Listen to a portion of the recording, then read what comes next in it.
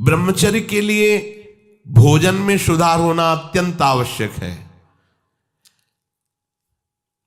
एक बार एक बादशाह ने भागवतिक श्रेष्ठ वैद्य को बुलाया और पूछा 24 घंटे में स्वस्थ शरीर के लिए कितना भोजन अनिवार्य है। तो उसने कहा 24 घंटे के लिए 39 तोला अन्न अत्यंत अनिवार्य है। 1 तोला 10 ग्राम, 39 तोला 390 ग्राम। 24 घंटे में आपके अंदर अन्न 390 ग्राम जाना चाहिए। इसके बाद उन्होंने कहा कि इतने से क्या होगा? तो हकीम बोला कि शरीर पोषण के लिए इससे ज्यादा की आवश्यकता नहीं है। इसके अलावा जो ज्यादा खाया जाता है वो आंतों को बोझा देता है, ब्रह्मचर्य की हानि करता है, भजन में प्रमाद करता है और उम्र को नष्ट करता है, समय को नष्ट करता है। कितना? 390 ग्राम 24 घंटे में, मतलब 2 रोटी 1 कटोरी दाल बस, या आधा कटोरी दाल आधा कटोरी सब्जी। ये स्वस्थ शरीर के लिए चाहिए, ये कोई साधु का आहार नहीं, ये स्वस्थ शरीर के लिए। बादशाह को उत्तर दिया उस भागवतिक वैद्य ने कि 39 तोला अन्न की केवल आवश्यकता है। देखो इस पे विचार करो भाई। 390 ग्राम 24 घंटे में अन्न जाना चाहिए। इसके बाद थोड़ा दूध हो गया, थोड़ा पानी हो गया। 390 ग्राम मतलब 400 ग्राम भी पूरा नहीं, 24 घंटे में, दिन रात में। और इससे शरीर स्वस्थ रहेगा और आपकी आध्यात्मिक शक्ति बढ़ेगी। वो तो हम बार बार सत्संग में कहते हैं ज्यादा भोजन जो है ये ठीक नहीं है और उचित भोजन लीजिए। तो आज ये उचित भोजन का भी प्रमाण मिल गया कि 39 तोला भोजन करना है। देखो करके देखो एक बार, 39 तोला दोपहर में और 39 तोला शाम के, 2 बार में कर लीजिए। उपासक को आहार के लिए सावधान।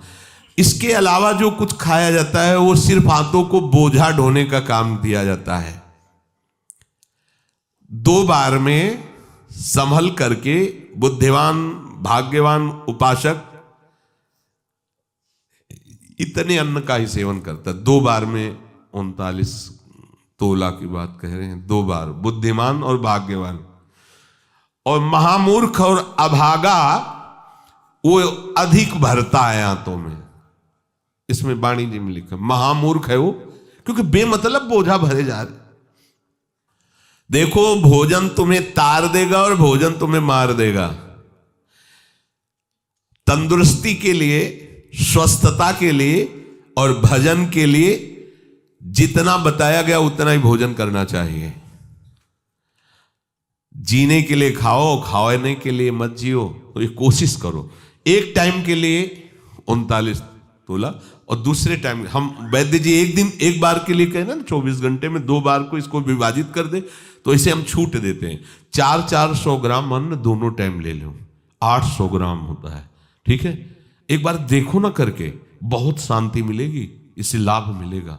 सच्ची बात मानना, भोजन का बहुत बड़ा प्रभाव होता है। ठीक है, अब इसमें कह रहे हैं कि आहार में क्या लेना है। वजन तो तय हो गया। अब आहार में कह रहे हैं कि सात्विक आहार ही ब्रह्मचर्य को पुष्ट करता है, नहीं तो ब्रह्मचर्य को नष्ट कर देता है। राजसिक और तामसिक आहार ब्रह्मचारी व्रत निर्वाह के लिए नहीं लेना चाहिए।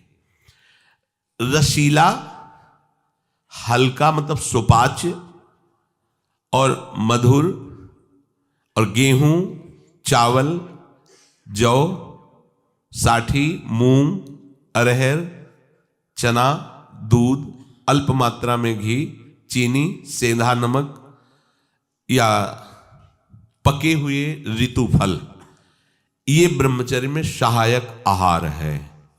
समझ लेना।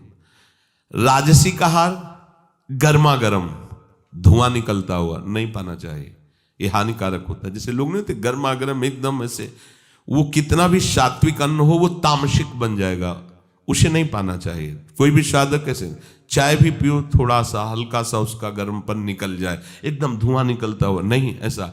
अब देखिए त्याज्य आहार, जो उपासक को नहीं करना चाहिए। अत्यंत गर्म, कढ़ाई से निकला हुआ एकदम पकोड़ा गर्मा गर्म से, ये राक्षसी प्रवृत्ति है, नहीं पाना चाहिए। अच्छा, अपने लोगों को तो गर्मा गर्म भाग्य में नहीं लिखा है।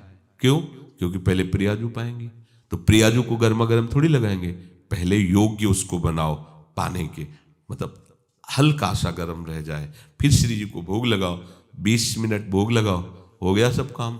इसके बाद प्रसाद रूप में पालो तो स्वाद वाली बात ही नहीं रह जाएगी, परम स्वाद आ जाएगा, क्योंकि प्रियाजू ने पाया है। अत्यंत उष्ण और लाल मिर्च पर ये एकदम तेल उतर आ रहा है सब्जी में, लाल लाल ऊपर नहीं होता जिससे ऐसे, ये ब्रह्मचर्य के लिए हानिकारक है। साधु साधक उपासक चाहे गृहस्थ हो चाहे विरक्त मत पाना।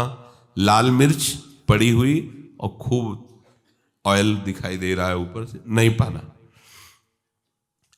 और अत्यंत नमकीन और अति अधिक मीठा, मीठा सात्विक में हो, ऊपर में वर्णन किया गया है, पर अधिक मीठा।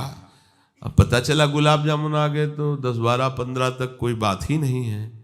खीर आदि हलवा आदि समेटते चले जा, भैया ये कोई गोदाम थोड़ी है, आते हैं थोड़ा उचित पाल हो गया।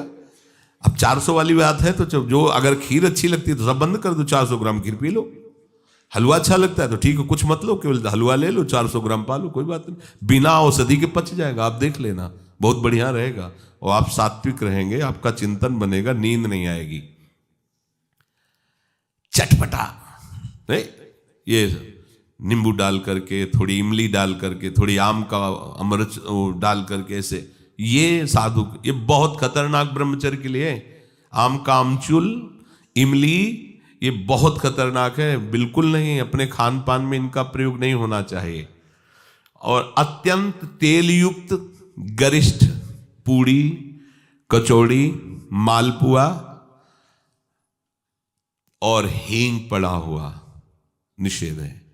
भगवत मार्ग में ये हींग को निषेध किया गया है। जो 4 जगह उस ब्रह्म हत्या को विभाजित किया गया, वो शास्त्र में पढ़ा। एक था मरुभूमि, ऊषर भूमि, दूसरा था वृक्षों में गोन, तीसरा माताओं बहनों में मासिक धर्म, चौथा जल में फेन बुदबुदा। ये 4 जगह उससे विभाजित किया गया।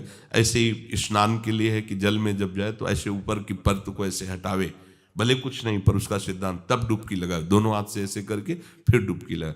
ऊषर भूमि में किसी भी मंगल अनुष्ठान के लिए निषेध किया गया है, और वृक्षों की गोंद परमार्थिक उपासकों के लिए निषेध किया गया है, इसीलिए इसमें हींग को भी निषेध कर रहे हैं। और हींग वैसे ही बहुत गर्म तासीर होती है, अपने को नहीं पाना। प्याज, लहसुन, गाजर, उड़द, मसाला बाजार का बना हुआ जैसे मीट मसाला और ये सब, ऐसे नहीं, ये नहीं।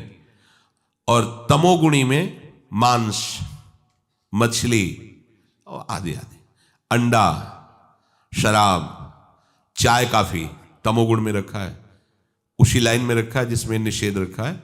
चाय, काफी, डाफी भी कोई होता है क्या? नहीं, काफी तो अलग लिखा है, डाफी अलग लिखा है, तो डाफी तो हम तो जलते ले। फिर लिखा कोकीन, चरस, ये सब तमोगुणी में है। और घोर तमोगुणी, घोर तमोगुणी बासी भोजन नहीं पाना चाहिए। जैसे कल का बना हुआ रखा हुआ है, फिर आजकल चलता है ना कि उसमें बिजली वाली एक छोटा सा ऐसे आता है, उसमें ऐसे अंदर रख दो, गर्म हो जाता है। हाँ, ये साधु के लिए नहीं है तो उपवास कर लो, बढ़िया है। जब मिले तो ताज़ा भोजन, जो ताज़ा का मतलब कल परसों का, ऐसा नहीं कर पाना। इसीलिए जैसे ब्रेड आदि हैं, ये आपकी उपासना में सहयोग नहीं देंगे, ये तमोगुण पैदा है। ये अत्यंत तामसिक आहार के अंतर्गत आते हैं। कई दिनों का बना हुआ ये बाजार में जैसे कि ले आए आप, उनको तल के ऐसे, ये सब ठीक नहीं। चाउमीन, वो क्या कहते हैं, सेवई जैसा, ये सब बिल्कुल ठीक नहीं है। ये क्या चल रहा है यार? अरे आटा लगाओ, 4 रोटी बनाओ, श्री जी को भोग लगाओ, पाओ, पेट भरो, भजन करना है। चंचलता, काम, क्रोध, लालच और पापाचरण से युक्त बना देने वाला ये तमोगुणी आहार बिल्कुल नहीं करना चाहिए। जो ब्रह्मचर्य व्रत में रहना चाहता हो उसको सावधान रहना चाहिए कि बासी, बाल पड़ा हुआ, मक्खी पड़ा हुआ, ये भोजन सब अत्यंत तमोगुण के अंतर्गत आता है। दुर्गंध हो गया है या अपना वो स्वरूप बिगाड़ दिया है भोजन ने, फिर भी आप उसे भोजन, या घृणित निंदनीय पुरुषों द्वारा बनाया हुआ ताजा भोजन, घृणित आचरण वाला निंदनीय पुरुषों द्वारा बनाया हुआ ताजा भोजन,